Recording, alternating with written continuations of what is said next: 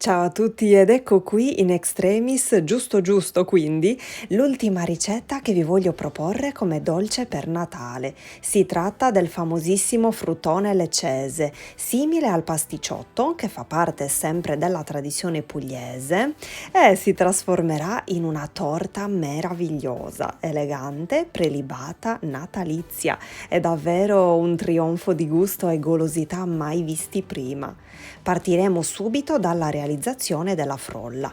In una ciotola versiamo 180 g di zucchero, 2 uova intere grandi e a temperatura ambiente, la scorza grattugiata di un limone biologico e mescoliamo bene con una frusta a mano. Ora aggiungiamo 500 g di farina 00, una bustina di lievito per dolci vanigliato, mescoliamo un po' e poi aggiungiamo anche 170 g di strutto morbido.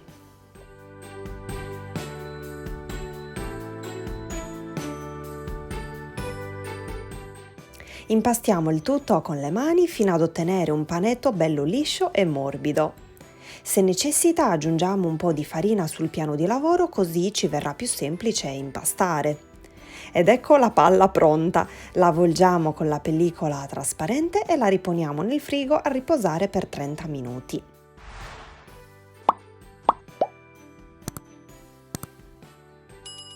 Ora ci occuperemo del ripieno. All'interno di un mixer tritatutto, come nel mio caso il bimbi, versiamo 300 g di mandorle pelate, 75 g di zucchero e riduciamo il tutto a farina, che poi verseremo all'interno di un'altra ciotola, dove uniremo un cucchiaino di cannella in polvere.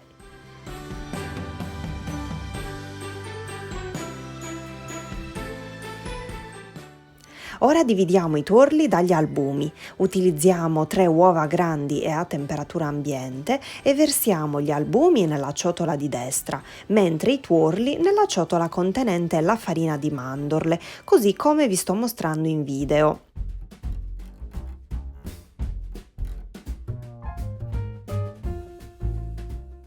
Mescoliamo leggermente i tuorli ma non troppo e creiamo una pasta un po' compatta al centro, lasciando un altro po' di farina tutta attorno che ci occorrerà per dopo, proprio così come state vedendo. Agli albumi aggiungiamo un pizzico di sale e montiamo a neve fermissima.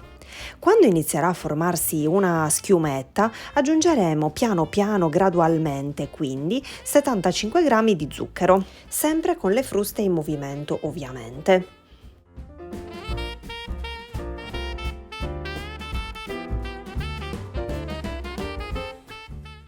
E ora uniamo i due composti. Il primo cucchiaio di albumi verrà sacrificato per la gloria purtroppo, perché ci servirà per ammorbidire per bene la pasta di mandorle, i tuorli e man mano che aggiungeremo gli albumi noteremo che il composto diventerà una crema. L'importante è che all'ultimo siate delicati mentre amalgamate, quindi sempre con movimenti delicati dal basso verso l'alto.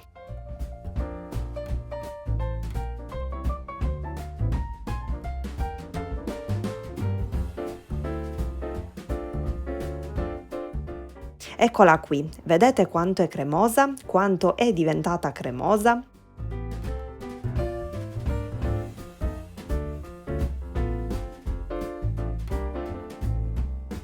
Prendiamo una tortiera da crostata del diametro di 24 cm, ma andrebbe bene anche da 26. La ungiamo con poco olio e la mettiamo da una parte. Ora riprendiamo il panetto di frolla dal frigo, lo dividiamo in due parti, una più grande dell'altra perché ci occorrerà per la base e con un po' di farina stendiamo quella più grande su un foglio di carta da forno.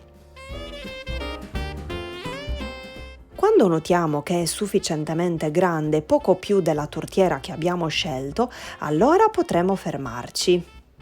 Solleviamo i lembi della carta da forno e con un movimento di polso rapido e deciso capovolgiamo la frolla sulla tortiera. Rimuoviamo la carta da forno e sistemiamo bene la frolla all'interno. Ora versiamo sulla base un abbondante strato di marmellata di amarene, circa 3-4 cucchiai, mescolata bene prima in un'altra ciotolina per renderla più fluida. Ma so che per questa ricetta si utilizza anche la cotognata, oppure la marmellata di uva o la marmellata di pere, insomma, ecco a vostra scelta.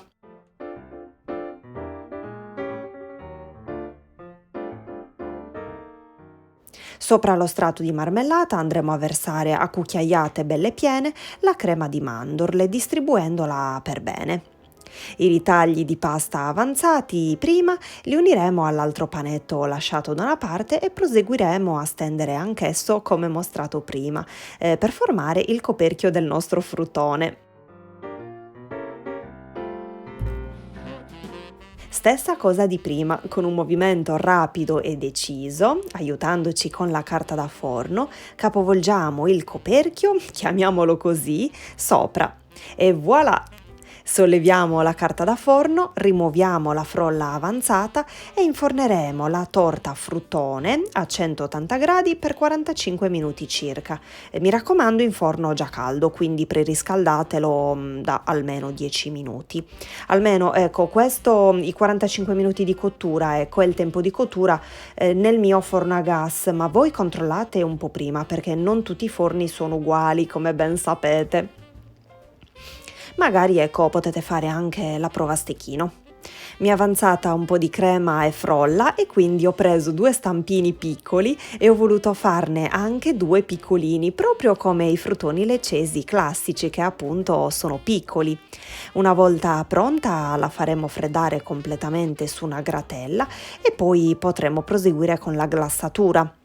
All'interno di un pentolino sciogliamo 70 g di latte e 200 g di cioccolato extra fondente. Una volta pronto lo verseremo tutto sopra la torta.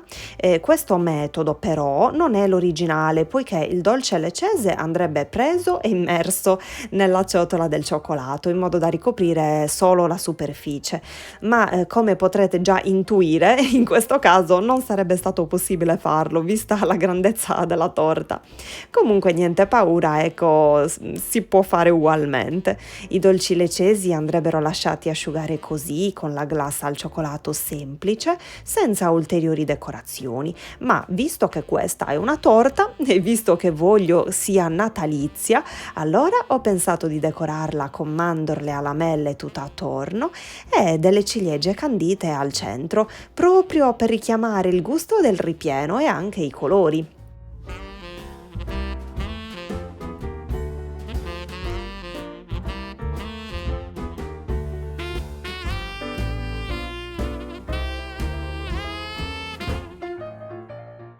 Ed eccola prontissima in tutta la sua immensità. Cosa ne pensate? Vi piace? Vi consiglio di provarla perché è fenomenale. Fra poco vi mostro anche la super fetta tagliata. E guardate che cos'è l'interno. L'interno che cos'è? Urla mangiami subito e fai presto.